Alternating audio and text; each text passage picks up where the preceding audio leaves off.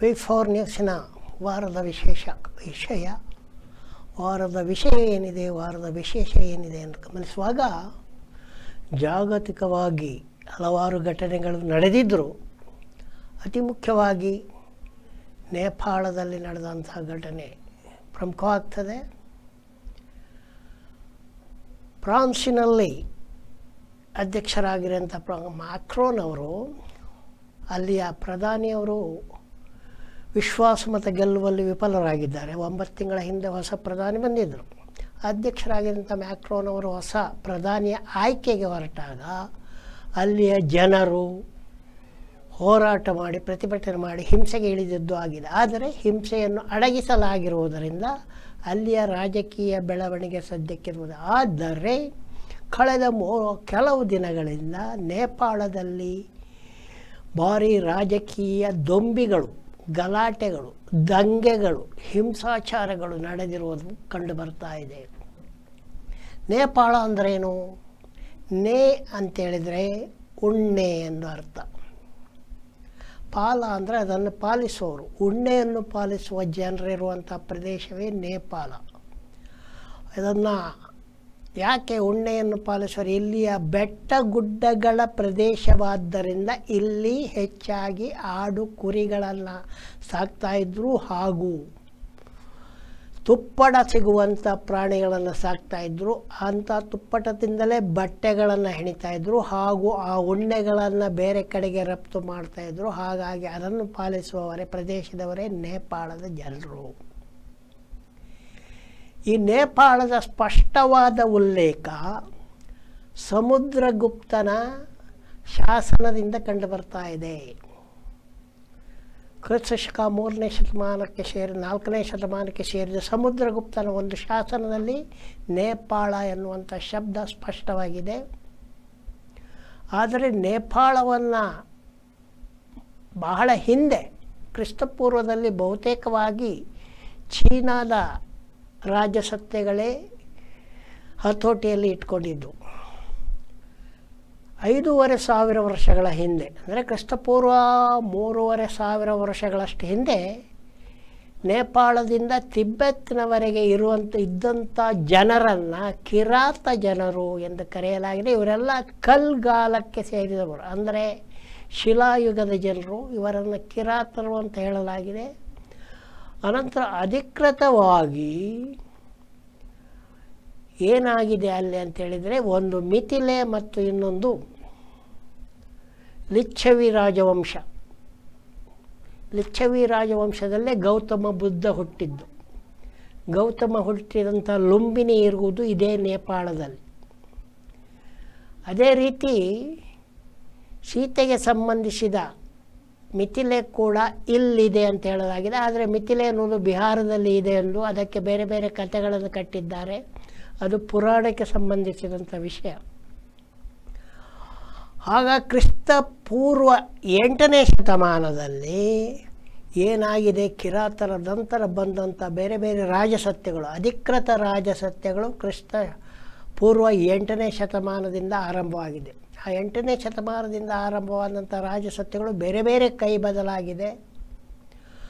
ಅಧಿಕೃತವಾಗಿ 1768ರಲ್ಲಿ ಗೂರ್ಖಾ ಜನರಿಗೆ ಸೇರಿದಂಥ ಒಂದು ರಾಜ್ಯವನ್ನು ಕಾಠ್ಮಂಡುವಿನ ಪಶುಪತಿನಾಥ ದೇವಸ್ಥಾನ ಹಾಗೂ ಬುದ್ಧ ಹುಟ್ಟಿದಂಥ ಲುಂಬಿನಿಯ ಪ್ರದೇಶಗಳನ್ನು ಒಳಗೊಂಡಂತೆ ಕಟ್ಟಲಾಗಿದ್ದೇ ಇಂದಿನ ನೇಪಾಳ. 1768ರಿಂದ ಅದು ಹುಟ್ಟಿದೆ ಆಧುನಿಕ ನೇಪಾಳ. ಆದರೆ ಆ ರಾಜಸತ್ತೆಯನ್ನು ಕೂಡ 1780ರಿಂದ ಚೀನಾದ ಕಿಂಗ್ ರಾಜಸತ್ತೆ ಹತೋಟಿ ಮಾಡ್ತಾ ಇತ್ತು. ಅನಂತರದ ದಿನಗಳಲ್ಲಿ ಹಲವಾರು ರಾಜಸತ್ತೆಗಳು ಇಲ್ಲಿ ಬಂದಿರೂ ಕೂಡ ಅದೆಲ್ಲ ಗೂರ್ಖಾ ಜನರಿಗೆ ಸಂಬಂಧಪಟ್ಟಂಥ ರಾಜಸತ್ತೆಯಾಗಿಯೇ ಇದೆ. ಅತಿ ಮುಖ್ಯವಾದ ಘೋರವಾದ ಘಟನೆ ರಾಜಸತ್ತೆಯಲ್ಲಿ ನಡೆದಿದಂತಲೇ 2001ರಲ್ಲಿ ರಾಜ ಕುಟುಂಬಕ್ಕೆ ಸೇರಿದ ರಾಜ, ರಾಣಿ ಮೊದಲಾದವರನ್ನು ರಾಜ ಕುಟುಂಬದಲ್ಲೇ ಹತ್ಯೆ ಮಾಡಿತ್ತು. ಅರಮನೆಯಲ್ಲೇ ನೇಪಾಳದ ಅರಮನೆಯಲ್ಲೇ ರಾಜನ ಹೆಂಡತಿ, ಅವರ ತಮ್ಮ, ಮಕ್ಕಳು ಅಂತೇಳಿಬಿಟ್ಟು 9 ಜನರನ್ನು ಕಗ್ಗೊಲೆ ಮಾಡಲಾಯಿತು. ಕಗ್ಗೊಲೆ ಮಾಡಿದವರ ಬಗ್ಗೆ ಏನು ಗೊತ್ತಿಲ್ಲ, ಒಬ್ಬನು ಉಳ್ಕೊಂಡಿದ್ದ, ರಾಜನ ಮಗ ಜ್ಞಾನೇಂದ್ರ ಅಂತ ಹೇಳಿಬಿಟ್ಟು. ಆ ಜ್ಞಾನೇಂದ್ರನೇ ಮಾಡಿಸಿರಬೇಕು ಹಲ್ಲೆ ಅಂತ ಹೇಳಿದ್ರು ಕೂಡ ಏನೂ ಆಗಲಿಲ್ಲ. ಮುಂದೆ ಜ್ಞಾನೇಂದ್ರನೇ ನೇಪಾಳದ ಅರಸನಾದ. ಆದರೆ ಆ ರಾಜಸತ್ತೆ ಕೂಡ ಅರಸನಾದ ಮೇಲೆ ಅಲ್ಲಿ ಕೂಡ ಒಂದು ಕಾಂಗ್ರೆಸ್ ಚಳವಳಿ ಇದ್ದು, ಆ ಚಳವಳಿಯು ರಾಜನ ಅಡಿಯಲ್ಲೇ ಒಂದು ಪ್ರಜಾಸತ್ತೆಯನ್ನು ತರಲು ಪ್ರಯತ್ನಿಸಿತ್ತು. ಅದರಡಿ ಒಂದು ಸಣ್ಣ ಮಟ್ಟಿನ ಚುನಾಯಿತ ಸರ್ಕಾರ ಕೂಡ ಕಾಂಗ್ರೆಸ್ನದು ಇತ್ತು. ಆದರೆ ಜ್ಞಾನೇಂದ್ರ ಮತ್ತೆ ಏನು ಮಾಡಿದ ಅಂತೇಳಿದರೆ, ಮತ್ತೆ ಯಾವುದೇ ಚುನಾವಣೆ ಇಲ್ಲ, ನೇರ ರಾಜನ ಆಡಳಿತ ಎನ್ನುವಂಥ ಕ್ರಮವನ್ನು ಜಾರಿಗೆ ತರಲು ಪ್ರಯತ್ನಿಸಿದ. ಆ ಪ್ರಯತ್ನ ಫಲಕಾರಿಯಾಗಿದೆ. 1708 ಬಳಿಕ ಪ್ರಜಾಪ್ರಭುತ್ವವೇ ಅಲ್ಲಿಗೆ ಬಂತು. ರಾಜಸತ್ತೆಯನ್ನು ಹೊರದೂಡಲಾಯಿತು, ದಬ್ಬಲಾಯಿತು. ಅಧಿಕೃತವಾಗಿ 1712 ಬಳಿಕ ಅಲ್ಲಿ ರಾಜಸತ್ತೆ ಇಲ್ಲ. ಹಾಗೂ ಅನಂತರ ದಿನಗಳಲ್ಲಿ ಕಳೆದೊಂದು ದಶಕಗಳಲ್ಲಿ ಅಲ್ಲಿ ಹೆಚ್ಚಾಗಿ ಕಮ್ಯುನಿಸ್ಟ್ ಪರ ಸಂಸದರು ಆಯ್ಕೆಯಾಗಲಿಕ್ಕೆ ತೊಡಗಿದ್ರು. ಯಾವುದೇ ಪಕ್ಷಕ್ಕೂ ಸ್ಪಷ್ಟ ಬಹುಮತ ಇಲ್ಲ ಅಲ್ಲಿ. ಹಾಗಾಗಿ ಸಮ್ಮಿಶ್ರ ಸರ್ಕಾರಗಳು ಬಂದವು. ಸಮ್ಮಿಶ್ರ ಸರ್ಕಾರ ಬಂದದ್ರಿಂದ ಇಲ್ಲಿದ್ದದ್ದು ಗೂರ್ಖಾ ಜನರಾದರೂ ಅರಸನು ಬೇರೆ ಬೇರೆ ಕಡೆಯ ಅರ್ಚಕರನ್ನು ಕರೆಸಿಕೊಂಡಿದ್ದ. ಹಿಂದೆ ಬಂಗಾಳದ ಸೇನಾ ಜನವರ್ಗಕ್ಕೆ ಸೇರಿದಂಥ ರಾಜಸತ್ತೆ ಕೂಡ ಇಲ್ಲಿ ದರಬಾರು ನಡೆಸಿತ್ತು. ಮಾಧ್ವ ಬ್ರಾಹ್ಮಣರು ಇಲ್ಲಿನ ಕಾಠ್ಮಂಡುವಿನ ಏನು ದೇವಸ್ಥಾನಗಳಿದ್ದಾವೆ ಅಲ್ಲಿನ ಹೆಚ್ಚಿನ ಅರ್ಚಕರೆಲ್ಲ ಉಡುಪಿ ಕಡೆಯ ಮಾಧ್ವ ಬ್ರಾಹ್ಮಣರು ಮತ್ತು ಈ ಕಡೆ ಬೇರೆ ಬೇರೆ ಬ್ರಾಹ್ಮಣರಿದ್ದಾರೆ. ಇಲ್ಲಿಯ ವ್ಯವಹಾರ ಕೂಡ ಹೆಚ್ಚಿನವರು ಹೋಟೆಲ್ ಗೀಟ್ಲೆಲ್ಲ ಇಟ್ಕೊಂಡಿದ್ದಾರೆ, ಅವರು ಕೂಡ ಈ ಕಡೆಯವರು ಇದ್ದಾರೆ. ಅಲ್ಲಿನ ಗೂರ್ಖಾ ಜನರು ಮತ್ತು ಜನರಿಗೆ ಹೆಚ್ಚಿನ ಅಧಿಕಾರವಾಗಲಿ ಏನು ಇಲ್ಲ. ಅವರು ಹೆಚ್ಚಾಗಿ ಹಳ್ಳಿಯ ಗುಡ್ಡಗಾಡು ಜೀವನವನ್ನೇ ನಡೆಸ್ತಾ ಇದ್ದಾರೆ. ಪೇಟೆ ಪಟ್ಟಣಗಳಲ್ಲಿ ಹೆಚ್ಚಾಗಿ ಭಾರತೀಯ ಮೂಲದವರು ಸೇರಿಕೊಂಡು ಅವರ ಕೈಯಲ್ಲಿ ಅಧಿಕಾರವನ್ನು ಹಿಡ್ಕೊಂಡಿದ್ದಾರೆ. ಅದು ಕೂಡ ಇವಾಗ ಮೊನ್ನೆ ಕೂಡ 6 ತಿಂಗಳ ಹಿಂದೆ ಅಲ್ಲಿ ಮತ್ತೆ ರಾಜಸತ್ತೆ ಮರುಸ್ಥಾಪನೆಗಾಗಿ ಗಲಾಟೆ ನಡೆದಿತ್ತು. ಅದನ್ನು ಅಡಗಿಸಲಾಗಿತ್ತು. ಈಗ ನಡೆದಿರುವ ಮಂತ್ರಿಗಳ ವಿರುದ್ಧದ ಗಲಾಟೆ ಕೂಡ ಮಾಜಿ ಪ್ರಧಾನಿಯ ಒಬ್ಬರ ಹೆಂಡತಿಯನ್ನು ಕೊಲ್ಲಲಾಗಿದೆ. ಮಾಜಿ ಪ್ರಧಾನಿಗಳಿಗೆ ಕಾಂಗ್ರೆಸ್ನ ಪ್ರಧಾನಿಯೂ ಆಗಿದ್ದಂಥ ಹಿಂದೆ ನೇಪಾಳ ಕಾಂಗ್ರೆಸ್ನಲ್ಲಿ ಪ್ರಧಾನಿಯಾಗಿದ್ದಂಥವರು ಕೂಡ ಹೊಡೆಯಲಾಗಿದೆ. ಹಾಲಿ ಪ್ರಧಾನಿ ದೇವುಬಾ ಅವರನ್ನು ಓಡಿಸಲಾಗಿದೆ. ಸೆರೆಮನೆಯಲ್ಲಿದ್ದಂಥ ಕೈದಿಗಳನ್ನು ಬಿಡಲಾಗಿದೆ ಅಂದ ಕೂಡಲೇ ಇದು ಒಂದು ಸಂಘಟಿತ ಹೋರಾಟವಲ್ಲ, ಕಳ್ಳರು ಹೆಚ್ಚಾಗಿ ಸೇರಿಕೊಂಡಿರುವಂಥ ಹೋರಾಟ ಅಂತ ಕೂಡ ಹೇಳ್ಬೋದು.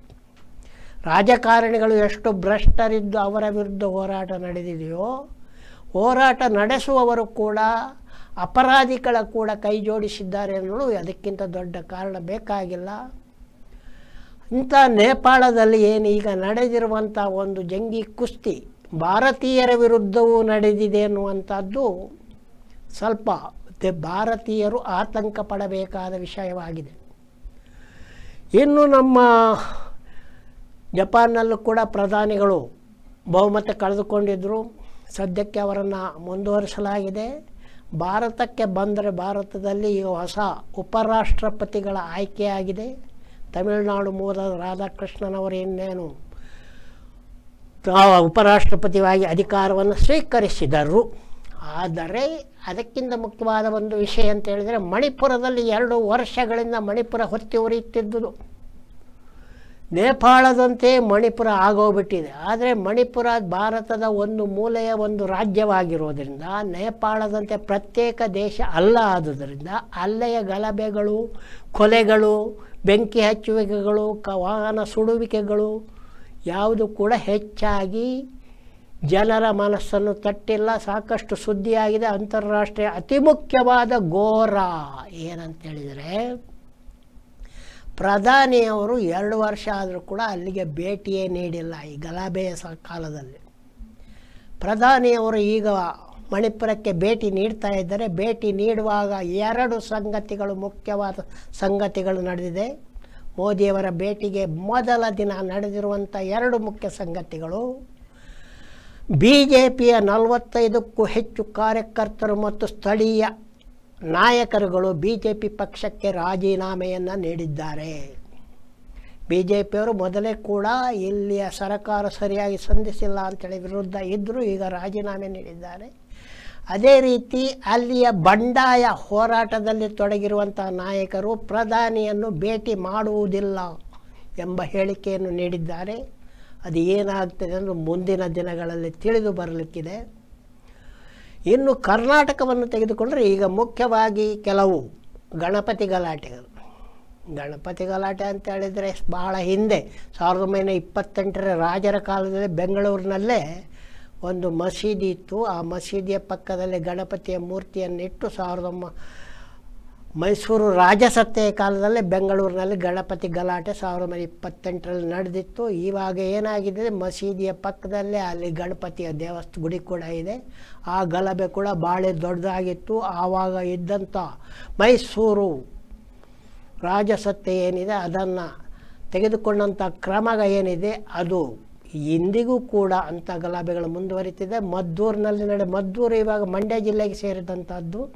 ಮಂಡ್ಯ ಜಿಲ್ಲೆ ಇತ್ತೀಚಿನ ದಿನಗಳ ಹೆಚ್ಚು ಕುಖ್ಯ. ಒಂದು ಕಾಲದಲ್ಲಿ ಪ್ರಗತಿಪರರ ಜಿಲ್ಲೆ ಎನಿಸಿದಂಥ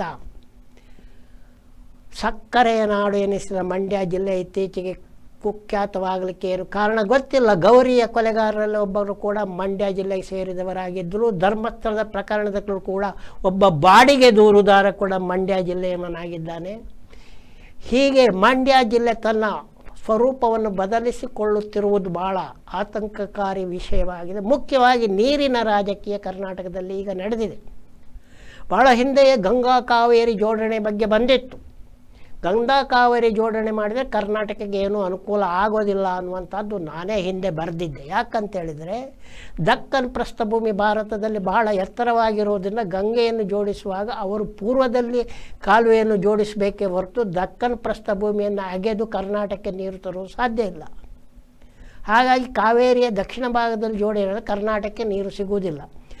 ಈಗ ಹೊಸದಾಗಿ ಗೋದಾವರಿ ನದಿಯನ್ನು ಕಾವೇರಿಗೆ ಸೇರಿಸುವ ಪೆನ್ನಾರ್ ನದಿಯ ಮೂಲಕ ಸೇರಿಸುವ ಪ್ರಸ್ತಾಪವಿದೆ.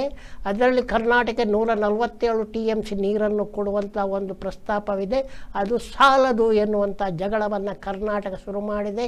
ಕರ್ನಾಟಕಕ್ಕೆ ಮೊದಲಿನಿಂದಲೂ ಕನ್ನಂಬಾಡಿ ಕಟ್ಟೆ ಕಟ್ಟುವಾಗ ಬ್ರಿಟಿಷರ ಕೇಂದ್ರ ಇದ್ದಿದ್ದು ಚೆನ್ನೈನಲ್ಲಿ, ಇಲ್ಲಿ ದಕ್ಷಿಣ ಭಾರತಕ್ಕೆ ಚೆನ್ನೈನಲ್ಲಿತ್ತು. ಅವರ ಅನುಮತಿ ಪಡೆಯಬೇಕಾದ್ರೆ ರಾಜರು ತುಂಬ ಹೇಳಿದರು. ಆಮೇಲೆ ಹೇಗೋ ಕಷ್ಟಪಟ್ಟು ಅನುಮತಿ ಪಡೆದು ಅವರು ಹೇಳಿದ ಎತ್ತರಕ್ಕೆ ಕನ್ನಂಬಾಡಿ ಕಟ್ಟೆಯನ್ನು ಕಟ್ಟಿದ್ದಾಗಿದೆ. ನಾಲ್ವಡಿ ಕೃಷ್ಣರಾಜ ಒಡೆಯರ ಪ್ರಯತ್ನ ಭಾಳ ಮುಂದಿದೆ.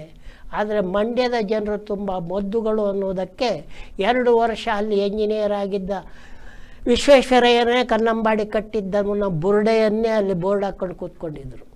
ಅದು ಭಾಳ ಹೋರಾಟಗಳ ಬಳಿಕ ಈ ನಾಲ್ವಡಿ ಕೃಷ್ಣರಾಜ ಒಡೆಯರೇ ಕನ್ನಂಬಾಡಿ ಕಟ್ಟೆ. ಈಗ ಮತ್ತೆ ನೀರಿನ ಜಗಳ ಗೋದಾವರಿ ಮತ್ತು ಕಾವೇರಿ ಸೇರಿಸುವಾಗ ಎಲ್ಲಿಯ ಮಟ್ಟಕ್ಕೆ ಬರುತ್ತದೆ ಅನ್ನುವಂಥದ್ದು ಸಚಿವ ಸಂಪುಟ ಸಭೆ ಇನ್ನೇನು ಸೇರಿ ಚರ್ಚಿಸಲಿಕ್ಕಿದೆ. ಜನರ ಹೋರಾಟ ಎಲ್ಲಿಗೆ ಬರ್ತದೆ ಅಂತ ನೋಡ್ತಾ ಇರಿ V4 ನ್ಯೂಸ್ ಹಾಗೂ ನಮ್ಮ ಯೂಟ್ಯೂಬ್ ಚಾನಲ್ಗೆ ತಾವೆಲ್ಲ ಸದಸ್ಯರಾಗಿ ಎಂದು ಹೇಳ್ತಾ ಮಾಡ್ತಾ ಇದ್ದೇನೆ. ನಿಮಗೆಲ್ಲ ಒಂದು ದೊಡ್ಡ ನಮಸ್ಕಾರ.